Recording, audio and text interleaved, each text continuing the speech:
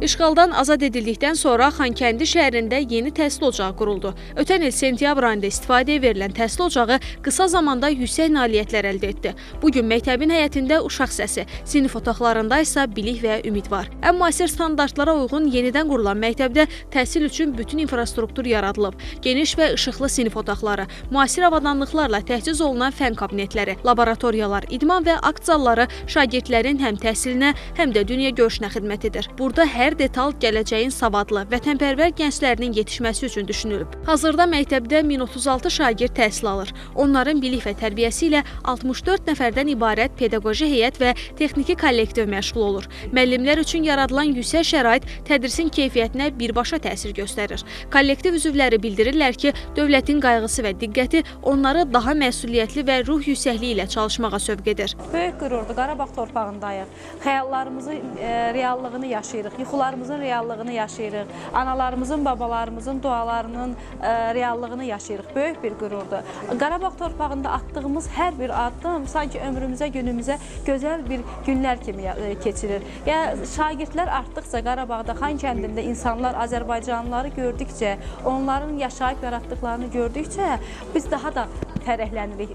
Tədris etmək üçün, dərs keçmək üçün, uşaqları öyrətmək üçün daha da həvəslənirik. Yeni yaradılmış şəhər üçün çox ideal səviyyədə bir məktəbdə ibtidai sinif müəllimi kimi çalışıram və hal-hazırda sinifimdə 38 şagird var. Bununla fəxr eləyirəm, bununla qürur duyuram. Çünki mən Xankəndində bu cür gözəl məktəbdə şagird qarşısına çıxıram. Bunun üçün təbii ki, Ali Baş Komandamıza, bunun üçün təbii ki, bizim şəhidlərimizə, qazilərimizə, əskərlərimizə borcluyuq və ömrümüz boyda minnətdarlıq hissi ilə yaşayacağıq.